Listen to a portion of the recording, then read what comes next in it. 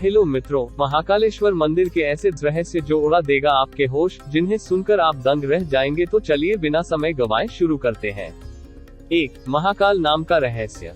महाकाल का संबंध केवल मृत्यु से है, परंतु यह पूरा सच नहीं है। काल के दो अर्थ होते हैं, एक समय और दूसरा मृत्यु। काल को महाकाल भी कहा जाता है, क्योंकि प्राचीन समय में यहीं से पूर्ण विश्व का मानक समय निर्धारित होता था, इसलिए इस ज्योतिर्लिंग का नाम महाकालेश्वर रखा गया।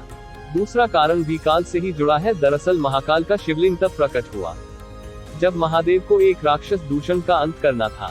भगवान शिव उस राक्षस का काल बनकर आए। उसी दिन के बाद अवंती नगरी उज्जैन के नाम से जाना जाता है। वहां के वासियों के आग्रह पर महाकाल वहां उपस्थित हो गए।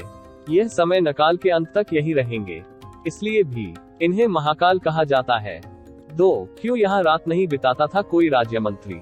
उज्जैन का एक ही राजा है और वह है महाकाल। बाबा विक्रमादित्य के शासन के बाद यहाँ कोई भी राजा रात में नहीं रुक सकता।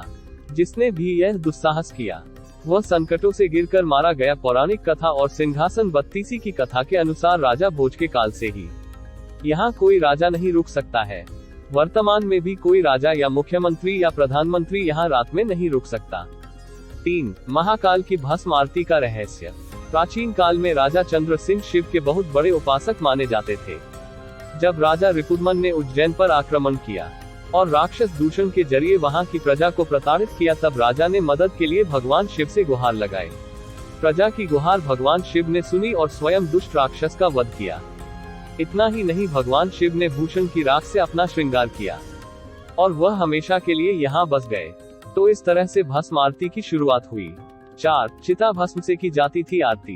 एक कथित कथा के अनुसार प्राचीन काल में प्रतिदिन एक मुर्दे की राख से भस्म आरती की जाती थी, परंतु एक बार उज्जैन के शमशान में कोई भी शव नहीं मिलने के कारण उस समय के पुजारी ने अपने ही पुत्र की बलि देकर उसकी चिता की राख से भस्म आरती की, जिसे भगवान महाकालेश्वर अत्यधिक प्रसन्न हुए। उन्होंने पुजारी के पुत्र को जीवन दान देते हुए कहा, आज से उनकी आरती कपिला गाय के गोबर के कंडे अमलतास मिलाकर तैयार किए गए।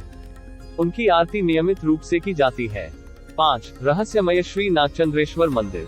राजसमंद श्रीनाथ चंद्रेश्वर मंदिर महाकालेश्वर मंदिर के बारे में तो आप सभी जानते ही होंगे, लेकिन आप में से शायद ही कोई ऐसा व्यक्ति होगा जो श्रीनाथ चंद्रेश्वर मंदिर को पहुंचा होगा। वर्तमान में जो महाकालेश्वर ज्योतिर्लिंग है वह 3 खंडों में विभाजित है। निचले खंड में महाकालेश्वर, मध्य खंड में ओमकारेश्वर तथा उपखंड में श्री नागचंद्रेश्वर मंदिर है। 6. स्वयंभू ज्योतिर्लिंग। 12 ज्योतिर्लिंगों में से महाकाल ही एकमात्र सर्वोत्तम शिवलिंग है, अर्थात आकाश में तारक शिवलिंग, पाताल में हाटकेश्वर शिवलिंग और पृथ्वी पर महाकालेश्वर शिवलिंग ही मान्य शिवलिंग है। मान्यता है कि महाकाल मंदिर में शिवलिंग स्वयंभू है। विश्व भर में कालगणना की नगरी कहे जाने वाले उज्जैन में मान्यता है कि भगवान महाकाल ही समय को लगातार चलाते हैं और काल भैरव काल का नाश करते हैं। 7. दक्षिण मुखी शिवलिंग। दक्षिण मुखी शिवलिंग इस समय पूरे संसार के सभी शिव मंदिरों को स्थापित शिवलिंग और अन्य ज्योतिर्लिंग की जलाधारी उत्तर दिशा की ओर है, किंतु महाकालेश्वर ही एक ऐसा ज्योतिर्लिंग है जिसकी जलाधारी दक्षिण दिशा की ओर है, इसलिए इन्हें दक्षिण मुख्य महाकाल के नाम से भी जाना जाता है। 8. मंदिर जहां भगवान को पिलाई जाती है मदिरा। दुनिया का एकमात्र ऐसा मंदिर है जहां पूरी दुनिया में मंदिरों के आसपास से शराब की दुकानें हटा दी जाती है। वहीं दूसरी ओर महाकाल के मंदिर परिसर से लेकर इसके रास्ते में बहुत सारी शराब की दुकानें लगाई गई हैं। यहाँ प्रसाद बेचने वाले भी शराब अपने पास रखते हैं। आज तक यह कोई नहीं जानता है कि भगवान को शराब पिलाने का रिवाज कब से है और आखिर इतनी मदिरा पीते हैं तो जाती कहाँ है। आपसे निवेदन है, अगर आपको वीडियो अच्छी लगा हो तो लाइक करें, शेयर करें, सब्सक्राइब करें, बेल आइकन और कमेंट करना भी ना भूलें। धन्यवाद।